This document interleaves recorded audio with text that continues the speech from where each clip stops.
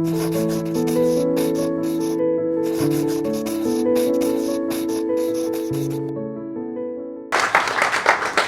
let me start by just sort of walking through the genesis of the book, because I think that'll tell you a little bit about where it came from. For me, this started, as Yasha was saying, when I worked at the Pentagon. And this was almost 20 years ago now, a little gray hair to show for it. And back then, the world looked pretty different. But one thing that was consistent that has really just accelerated over the last 20 years is the rise of China, right? And the speed with which the Chinese military has caught up to the American military has been pretty remarkable. And really, I would say for many Americans, we probably didn't start noticing this until, let's say, 10 or 15 years ago. But in the Pentagon, I can tell you, people 20 years ago were getting increasingly alarmed by how quickly the gap between the US and China was shrinking. And the two cases in the book, one is Great Britain in that same period as the first two cases, so from 1890 to 1910. Great Britain had been the strongest power for centuries globally, but by especially 1900, Great Britain is challenged not just by US and Germany, but by France and by Russia. It is really facing some serious global challenges, and it makes some hard decisions, which I'll again come back to because I think they have tremendous relevance to the United States today. The other power that I look at is France in what we call the interwar period. So basically between World War I and World War II. And I think France is very well known at this time for having built something called the Maginot Line. This is basically a line of forts that are intended to protect against any German invasion that might happen. And what you see from both Great Britain and from France is they shift as they peak from an offensive strategy to a defensive strategy. As I said, I'll come back to this later, but I think for the United States, this is what we're seeing today. The United States is peaking. I know many Americans find this uncomfortable. I myself find it somewhat uncomfortable. I'm not saying that the US is in terminal decline, but if you just look at the power trajectories between China and the United States, they have narrowed remarkably fast. That may not continue forever, but it has certainly been the story of the last 35 years. And then finally, at the end of the book, I look at two powers that declined incredibly rapidly and basically almost collapsed. Japan in World War II, and then the Soviet Union, later Russia, at the end of the Cold War. And the argument in the book is that countries go through these periods of rise and decline, and that those rise and decline cycles basically shape what countries do. It shapes the militaries they build because it changes the objectives that leaders have, and then the strategies that leaders can use to achieve those objectives, and finally the investments they make in their militaries adjust as well. So the book basically traces how this works in great powers through these 6 examples. And since we're talking about US-China dynamics tonight, I want to really focus in on what this means for the US and what it means for China. So let me talk first about China, because I think in many ways it's the most challenging case of a rising power to really understand what's going on. And there are a couple of reasons for this. One is, if you look at almost any metric, and there are amazing books up here on the bookshelf that talk about this, China has risen faster than just about any great power in world history. This has been truly shocking. And as many of you know, if you were living in Shanghai for 30 years, you saw double-digit economic growth, 12, 13, 14% a year for 30, 35 years, right? This is remarkable. There have been very, very few cases of countries rising this quickly. What we've seen from China, I think, over the last 30 or 40 years is a remarkable transformation from what used to be a very weak country with quite limited military objectives, right? The Chinese military used to call this counter-intervention, though there are other terms that different people use. But the basic idea was not to go out and actively change the world so much, but to stop the US in particular, but also the Soviets during the Cold War, from forcing their will upon China, right? This was a very minimal defensive strategy. I think what we've seen the last 20 years is a rapid transformation in that strategy. A China that is increasingly confident, believes that it now is powerful enough to actively change the world and make the world look more the way Chinese leaders would like. So if you go back a couple of years, you have Xi Jinping very publicly stating that China has now sort of reached a period of strength where it's no longer weak. China is now strong. You may remember seeing him talk to Vladimir Putin, and they're talking about how they're driving changes unseen in a century, right? This is not the weak China we once knew. This is a strong, confident Chinese leadership. And they should be, right? This is totally understandable. This is what power dynamics would dictate. And so this is a traditional story of a rising power, but one that's almost on steroids, right? If you look at most metrics, China's rising much more quickly than the US rose at its height, than Germany rose in the 1890s.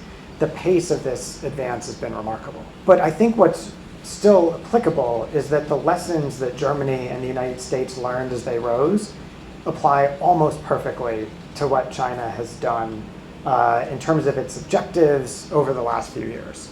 There's a quote in the book from Teddy Roosevelt, who in 1888 was, I know this is going to be hard to believe, one of the most ardent anti-colonialists in the United States. He thought the United States should not go abroad looking for colonies. He thought it was unethical, immoral. He campaigned against it in 1888. By 1898, Teddy Roosevelt is literally the one doing the colonialization of America's first colonies, right? A remarkably quick turn in American history. Not all good, unfortunately, but the question is, why did this happen? And part of the book explains actually so much of what changed was a change in how American leaders thought, not about the world, but about the United States. In 1888, Teddy Roosevelt looked at the United States and he saw a weak country challenged by European powers in its own hemisphere. And 10 years later, he saw a United States that he thought was strong and vibrant and should be, as the Great White Fleet did, going around the world, demonstrating that this was a new age and America should be dictating to the world what the global system was going to look like. This happened very quickly in US history, and in many ways it's happened even quicker in China because the power shift happened so fast over the last 10 or 20 years. We could tell a similar story about Germany, which I'm happy to come back to in the Q&A, but the short version is it's a really similar pathway that Germany follows. German leaders start to believe that they're in a very strong position in the late 1800s. They totally shift Germany's strategy almost overnight.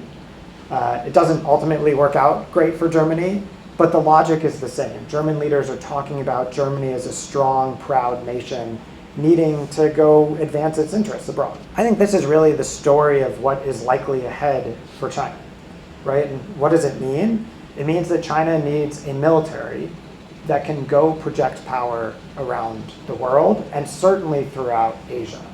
And let me be clear here, because I teach a class on US-China dynamics. I'm not impugning any negative motive to this. This is just what countries do, right? So I don't think it's good or bad that the United States or China or others have these grand ambitions. I just think it's the reality, right? So as an academic, it's not sort of a moral case. It's just a realistic, factual assessment of what the Chinese leadership is likely to do. And what I mean by that is that great powers tend to seek expansion. And often they don't really know exactly why they want to expand. It's just this feeling. So there's a quote that I might read later in the book from the Washington Post, written at the height of America's realization of its power, where the Washington Post editorial board says, something has changed in the United States. We have basically the thirst for blood and treasure, an animal spirit, it says. And they can't explain it, but they feel it. I think there's this same feeling in China, like something has changed. It's time for China to go sort of exert its will around the world. And I'll just briefly give one anecdote about this. So I was in London earlier in the week. I spent a lot of my time at U.S.-China dialogues. And so we were having one of these dialogues. And one of my Chinese friends said, look, now China, we used to be weak, and all we wanted with Taiwan was just to sort of prevent Taiwan from declaring independence. This was a minimal objective. But now China is strong. Now we want unification, and we want progress towards unification. And it needs to happen quickly. And it's this sort of urgency that you see from great powers all throughout history. I think China is following that traditional path of a rising power, and we shouldn't be surprised it's doing that. What about the United States? As I said, many of my colleagues at the American Enterprise Institute will contest this argument, and one of the things that I love about our institution is that we have a great diversity of viewpoints and strong debates. One of my colleagues is right there, the book Chip War, which if you haven't read, you should. I didn't realize that it came in a Chinese version, which is wonderful. Charts how incredibly innovative many American companies have been in recent years, and I don't mean to discount that in any way. But if you just look at the US gross production today, compared to where we were 80 years ago, it's about half as much in terms of global production. So in 1946, the US was responsible for about 50% of all global production. Pretty shocking. Today, depending on what figures you use, that's probably closer to 22 or 23% of global production. Still a remarkable amount, but in relative terms of where we were 80 years ago. And of course, as all of you know, if you were to compare those Chinese figures, if you go back 30 years, China was barely on a map about global production. It barely accounted for 3 or 4%. And now China is edging towards that 20% of global production, pretty close to the United States. So this isn't a story about terminal decline, but it is a story about the two sides becoming relatively closer. So this is a story of what I would call relative decline. And I think it's motivated American leaders to ask some tough questions about American staying power, right? I think this is the debate that we're seeing right now in the Trump administration. The national security strategy that they released just a few weeks ago says explicitly that the United States cannot be Atlas holding up the world anymore, right? In some ways, this is a recognition that American power is decreasing and that American ambitions have to decrease also. And I want to be clear, I am an ardent believer that the US should stay deeply engaged around the world. And as an Asia expert, especially deeply engaged in Asia, I believe that strongly. But I also think there's a recognition that maybe the US tried to do too much the last 20 years and struggled to deliver. So it's understandable that the American people are asking some hard questions. And I think one of the things that many of us are struggling with is, well, where does America go from here? And for me, I look back at the British example, and it is so telling.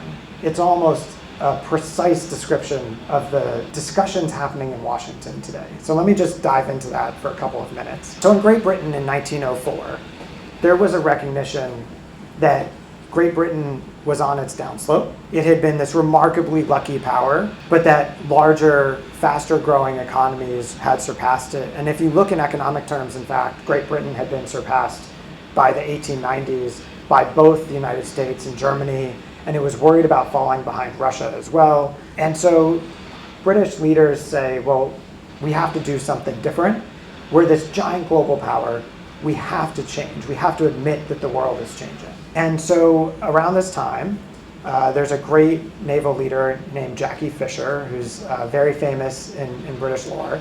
And he says, we have to bring back the focus of Great Britain to basically the home islands, because the one main threat to Britain is Germany. And so in 1904, the British have about 60 major capital ships. Half of those are near Great Britain, the other half are spread around the world. 5 years later, 60 of them are in the North Sea protecting Britain, and just 2 are in the rest of the world. They basically come home. This is classic retrenchment. right? This is what I think some people in the Trump administration would certainly like to see. There's another reading of this history, though, which I'd always thought was more applicable and relevant to US-China dynamics, which is that in many ways, Britain's main rival was Germany. And so when British troops came home, they came back to the North Sea.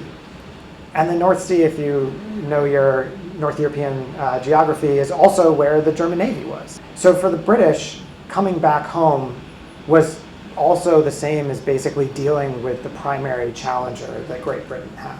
This is where things get very difficult for the United States. Because if you think about the British example, the United States could either bring its forces back home, as some would like to do. This is sort of the argument for restraint. Or we could go to where our primary challenge is, which is the Indo-Pacific region. And I think this is really the debate happening within the Trump administration between the ideas of retrenchment or restraint and prioritization on the other side of the China challenge. And you see it in the national security strategy.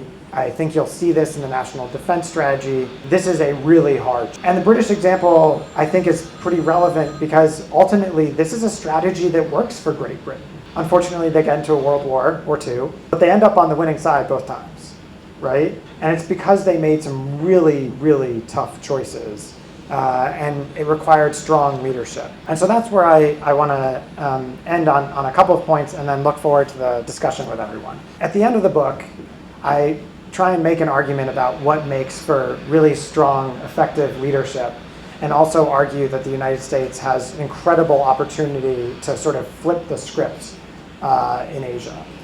And what you see throughout the book is that militaries don't change because of these structural factors.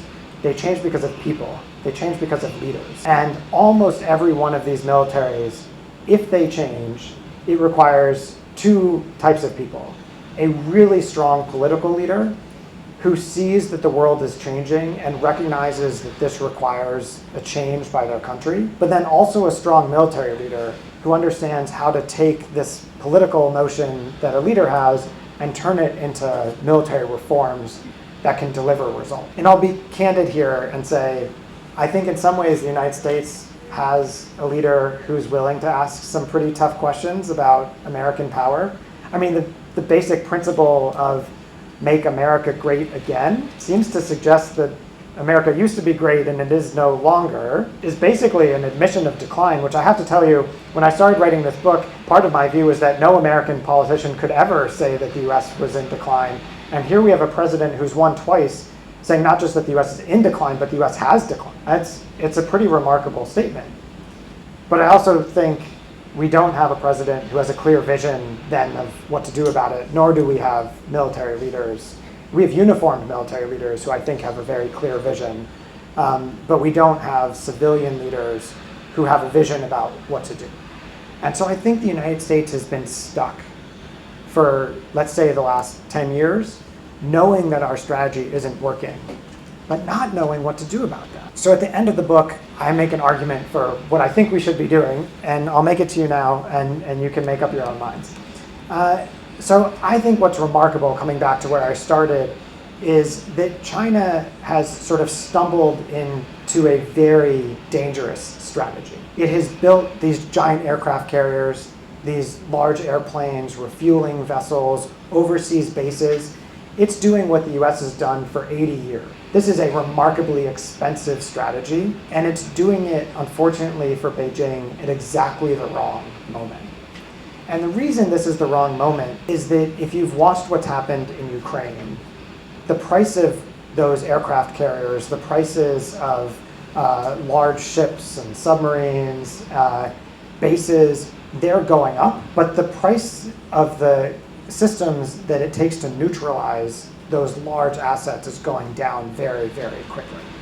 And so China has gotten remarkably unlucky in this regard, right? In other words, look at what's happening in Ukraine. Ukraine is taking out extremely large and expensive Russian ships, Russian aircraft, with drones that literally cost $300 that you could buy at Walmart tonight, and with some pretty limited modifications, take out systems that cost millions, in some cases maybe even billions of dollars. This is a remarkable transformation in technology that is happening before our eyes. And we're seeing it in Ukraine. We've seen some of this in Gaza. If you go back longer in history, it's the same story of why the US struggled to project power in Afghanistan and Iraq. Even relatively cheap systems can hold at risk these very large, expensive systems that are used to project power. So for China, this was great in the 1990s. This was great in the 2000s, right? It was a tool that they could use to neutralize this massive American power projection capability. Unfortunately for China today, this is incredibly unlucky timing. In other words, China is building a power projection military at exactly the moment that projecting power has become incredibly cost prohibitive. So what does that mean for the United States? Well, it means that the US actually has to do exactly what China did 30 years ago. We have to build smaller, cheaper systems that are capable of holding at risk those very large and expensive Chinese systems. I actually think there's some good news here for US-China relations, which is that this should be stabilizing. So if you're worried about a big war in Asia, part of the problem is that the military balance has been changing so rapidly that the risk of conflict has gone up quite quickly, I think. But the possibility that the US could field these pretty small, cheap systems and make them really effective at deterrence, at holding at risk these larger, more expensive systems, that has completely changed the game. The end of the book basically walks through this argument about why the US has to do this, why we have to do it now and very energetically, and makes the case that this is an incredible opportunity. So, the United States has had incredible strategic luck throughout its history.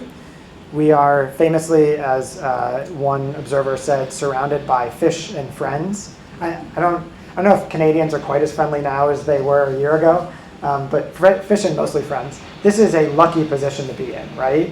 China has 14 neighbors. Most of them have border disputes with China. This is a much tougher neighborhood. And yet, the United States has sort of lucked out once again strategically.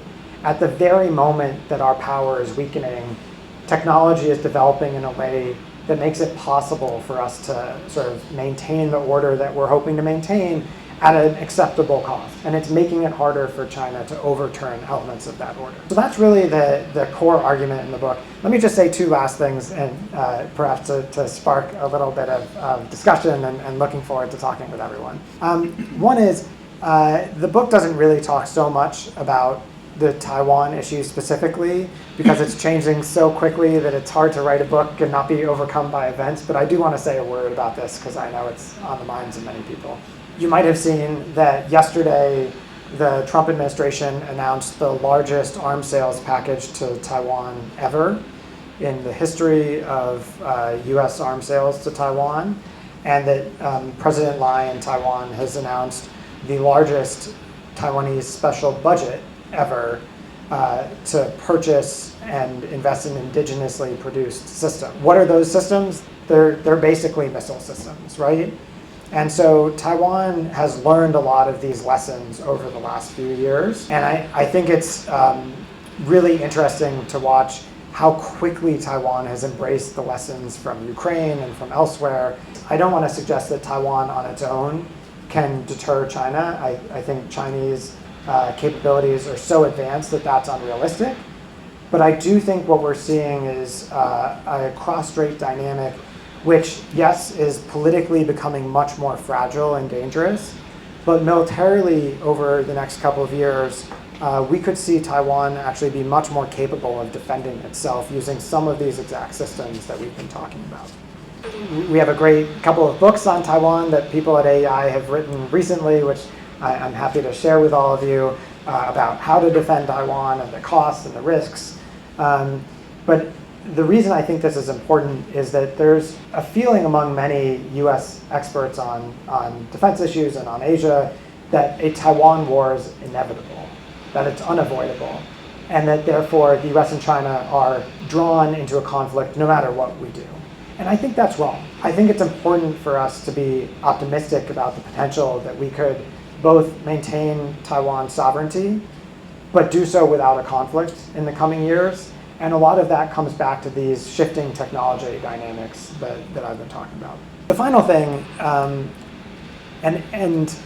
know this will be a little sensitive, is one of the real challenges in US-China relations is that the two countries are changing so quickly, and in ways that, frankly, I think a lot of us Americans, we don't understand all the changes that are happening in the United States, and a lot of Chinese don't understand all the changes happening in China. But part of the reason I'm so happy to do this is that I think a lot of us who focus on strategic issues feel that trying to bridge this divide is incredibly critical. And it can't just be a divide between the expert communities, right? This is actually about how our societies see each other. I have worried for a long time about a lack of understanding about China in the United States, which I think everybody knows is a real challenge and something that a lot of us are concerned about. But I think also increasingly there's a lack of understanding in China about what's happening here in Washington, right? And some of this is because people don't travel as much. As I said, I have a lot of US-China groups. We used to go to the Chinese universities and they would come to ours. Now we meet in Europe, or we meet in Singapore, because whenever the Chinese come into the US, they get picked up at the border. Whenever we go to China, we have sometimes a little bit of trouble getting in, or unfortunately sometimes getting out. And so the relationships have become much more challenging in the last few years in ways that many of you appreciate even better than I do. But I think what's so critical is that both countries have to understand the dynamics that are going on in each other's capitals in ways that are not just about what the leaders think, but actually what the societies think. Because the story in the book, and this is where I'll end, it's not just a story about individual leaders. It's about how people in their own countries see themselves, right? It's about how they see their countries, more than it is actually about how they see others. So I think the story of this book is really a story about changing perceptions about the United States and the United States, about changing perceptions about China within China. And so I think part of what's so important is to have places like this that can bring together communities that really have deep understanding about both sides of the relationship and can try and bridge some of these divides. So really glad to be able to be here at JF Books, and thanks so much for having me. And I'll look forward to the discussion with everyone. So thanks. How do you perceive China learn from the Ukraine and Russia war? That's a wonderful question. First, I would say I think all of us are still learning. What's happening in Ukraine is terrible, right? And the loss of life is very hard, I think, to appreciate. And just the scale of the conflict is huge, but it's nothing compared to what we would be talking about in a conflict across the Taiwan Strait. I think the US and China are drawing some very different lessons from Ukraine.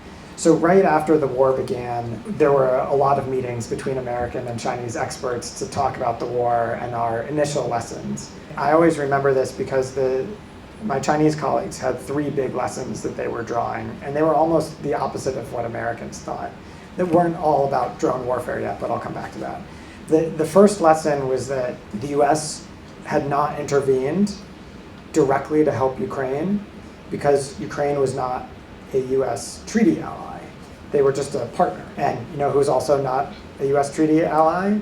Taiwan. So one lesson was the US is not going to get involved in a Taiwan scenario, as we've seen in Ukraine.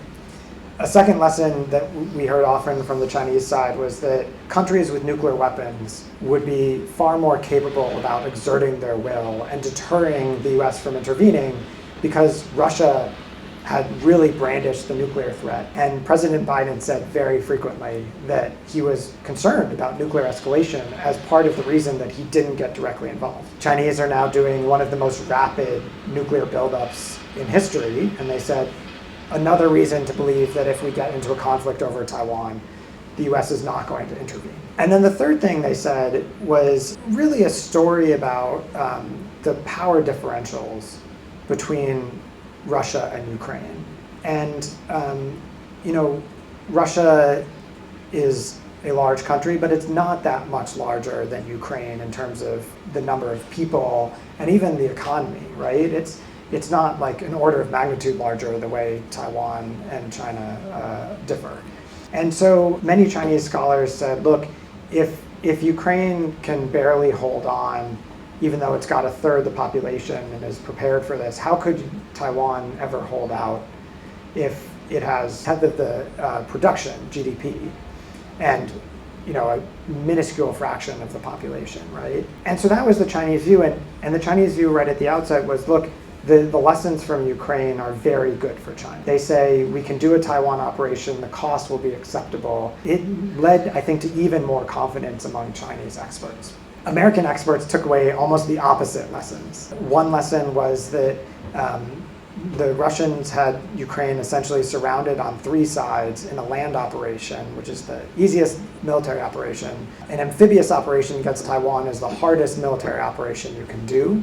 It's incredibly complex, and the Russian invasion of Ukraine hasn't succeeded yet. Jake Sullivan has this great line where he says, when people say that Russia's invasion of Ukraine is succeeding, this is like if the United States had 4 years ago invaded Manitoba and was stuck on the outskirts of some small towns.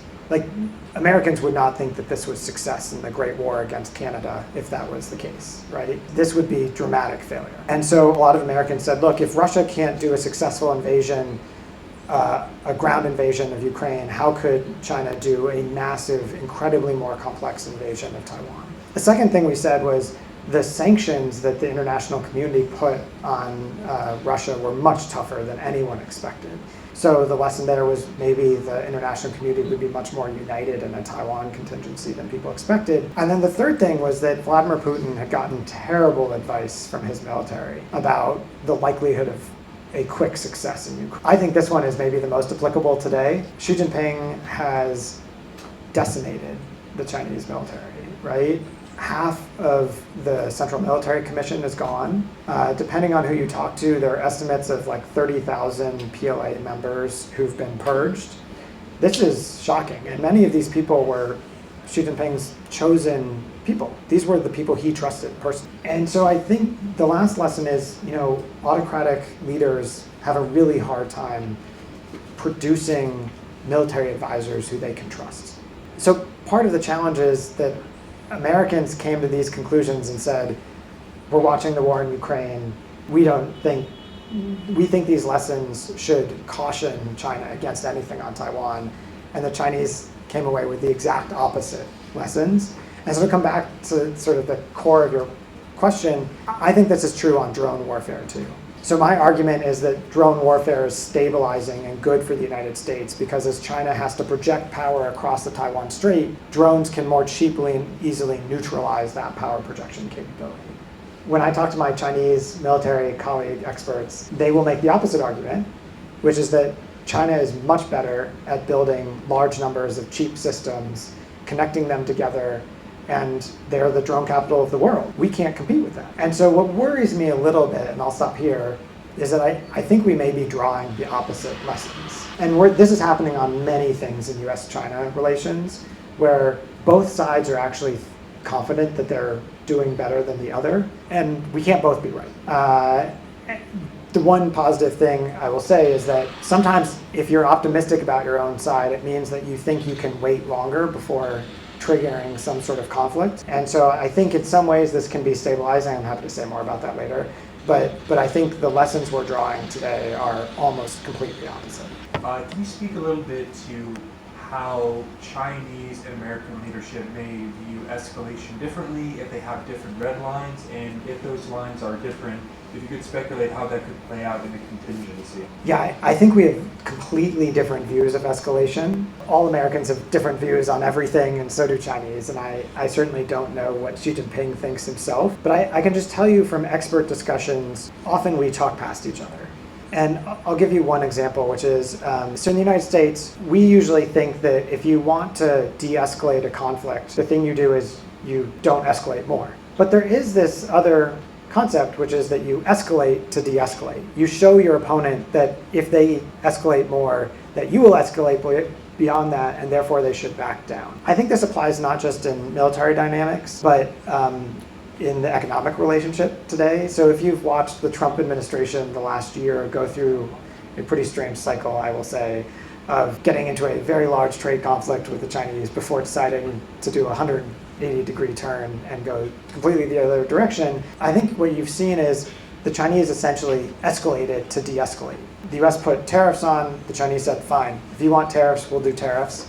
And oh, by the way, we can cut off your access to rare earth magnets, which as chip war describes, are basically necessary to every piece of electronics that you use. They're in your cars, airplanes, everything. And it worked. They escalated to de-escalate. The Trump administration by June and July decided that China held all the cards. We had to back down. There was no other choice. I don't agree with that assessment, but I think that's essentially what happened. The US escalation story is not one in which we usually escalate to de-escalate.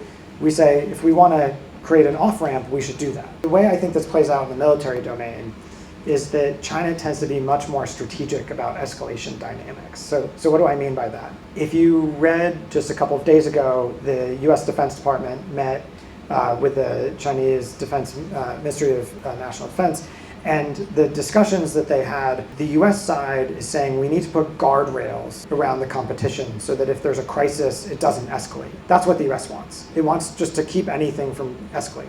But the Chinese logic is, no, we don't want guardrails because maybe we want to escalate sometimes strategically so that we can change elements of American behavior. And this is classic going back. I once did a 200-page study of Chinese escalation patterns. And this is exactly what China does in almost all of these situations, right? It's a much more strategic approach to escalation and de-escalation in some ways than the American approach, in my view. And so I think this is an area where we see real disconnects in how Americans and Chinese think, right? So this came up most famously, and I'll stop here, in 2001 when an aircraft was downed off the Chinese coast. Famously, this is called the EP3 incident. And in that incident, the US side was sort of trying to get back to normal, and the Chinese side was trying to get back to a new normal where the US didn't do those kinds of flights kind of near the Chinese coast. You know, at the time, we had a hotline, and the hotline was for military crises, and we tried to call and say, this is a military crisis, we should use the hotline. And this is a classic American view, right? Like, we have a crisis, how do we de-escalate it? And the Chinese didn't answer the hotline. And there are lots of bureaucratic reasons for that, but I think the core one is, why let a good crisis go to waste if we can use this to sort of change the status quo in ways that are beneficial? Which frankly, I wish Americans were that strategic in how we thought about managing crises, but I think often we're not. If China's building a world-class expeditionary military, why are they not building any new gray hull amphibious ships? It's a good question. So gray hull amphibious ships are basically Navy ships that could carry thousands of people, you know, across the Taiwan Strait, for example. I think this is a really good question. There are many things that the Chinese military is doing that I still don't understand, right? And there are many things that the American military is also doing that I don't understand, to be clear. So I'm confused on both sides. This is an area that confuses me. My book would suggest that the Chinese would probably be building lots of amphibious vessels. Maybe they have alternatives. Some of those alternatives could be ferries that could be used to transport troops across the Taiwan Strait, some of which are civilian ferries. Maybe they think those amphibious vessels are just too vulnerable to the types of systems that I've been talking about, but we don't know. Or let me say, I don't know. Maybe there's someone in the US government that has great information about the logic on the Chinese side. But the same question would be true, for example, on nuclear-powered submarines. China is way behind on submarines. It's the one area where they really haven't caught up. And strategically, it would make tremendous sense. And when I wrote the book, I thought China would push way ahead of where it is today in this area. And they haven't. And my guess is that this is probably more a bureaucratic story than anything else, right? Usually when militaries do things that don't make sense, there's a bureaucratic argument for it or a political argument. But yeah, this is a good question, and I wish I had a better answer for you. How would you say the differences between U.S. and China's military acquisition policies and relationship between government and industry are contributing to this competition and the country's abilities to field new military capabilities? That's a wonderful question, and I'm not sure that we know the answer. One of the real challenges that Beijing has is that corruption has been rampant in the Chinese military for a very long time. And I don't mean that to sound as negative as it does, because in some ways this is how provincial leaders were incentivized to build up their provinces or their local localities, right? You were incentivized financially to bring wealth and growth to your governance unit, in part because you were able to benefit from that growing wealth. But the PLA clearly benefited significantly, especially top leadership. Part of what's so hard is that, the corruption probe is quite severe. There have been some interesting stories that have come out about the military industries in China and real problems. So one, and I can't verify this, although I will say that I think the sourcing was excellent, was a story a few years ago that suggested that China's ballistic missiles had been fueled with water rather than fuel as a way for the PLA to make money. Now, I don't know if that's true. I know that it came from a good source. But if you look at the purges that have happened in the rocket forces around the time of the story coming out, they were massive. I think part of what's hard is that the Chinese defense industry can do some remarkable things. It has turned out some really capable ships and aircraft in the last few years, but it's still highly corrupt, and there's some areas where it's really not been able to catch up. So one thing all of us have been expecting is that China would be able to build advanced jet engines for years and years, and they put lots of money into it, and they still can't do it. I think we have to be careful to assess what China is actually doing rather than imagining that it's 10 feet tall. The US has our own problems in the defense industry, as you'll know if you read any newspaper. But also, the US can do some pretty remarkable things, right? Whatever you think of Elon Musk, what SpaceX has done in the last decade is shocking, right? And really has scared the Chinese in a lot of ways. I would say my guess is that their defense industry looks more like ours than people expect, and is probably a little bit less exceptional than people like to believe. China has already highly incorporated into this economic order, the global economic order, and maybe it's the biggest beneficiary of this current global order. Yeah. So from my personal perspective, I don't understand what kind of the global order China wants to shift from pure economic side. So first, I completely agree. I think China has benefited tremendously from the existing economic order. And I don't think it would be rational for China to try and overturn that aspect of the order. And I don't really think China is trying to do so. Is China trying to take advantage of the way the order was created in ways that the US doesn't like? Yes. So China has sort of sidelined the World Trade Organization through some of its actions, but that's the way the system was built. They're finding cracks in that system, which again, was not a system that they primarily built themselves. It was a system that the US and others built. I think what's hard, and this is a debate that many of us have with our Chinese colleagues, I don't think Chinese experts tend to know what they want the world to look like. They know aspects of the order that they don't want to continue. But it's much harder to come up with proactive views of a positive view of change. So for example, if you ask this question of academics in China, they'll say, well, we should have fewer alliances. We don't want alliances, they're bad. China does have some alliances, but I think they see this as a real threat for good reason, as the United States would if China had a treaty alliance with Mexico or Canada. But that's sort of just a reaction to the existing order. It's not necessarily a specific view about what we want or what the Chinese want that order to look like if it were to change. And so years ago, I tried to do a project with some Chinese scholars about what the key elements of change in the existing order that they would want would be. At the time, they just didn't know. The last thing I'd say on this is, I'm not sure the US knows either what we want from the current order. It's pretty clear that the Trump administration rejects many elements of that system, which we also have been the primary beneficiary of. But if you ask them, well, what do you want to replace this system? You're rejecting the globalist elite, but what do you actually proactively want? I don't think they can answer that question for the most part. So it may be that neither side really knows, but that both sides feel that the existing system is somehow unfair to them. Which, is that rational? I think you're right. It's probably not, but it may be kind of realistic to where both sides are at the moment. So thank you, everybody.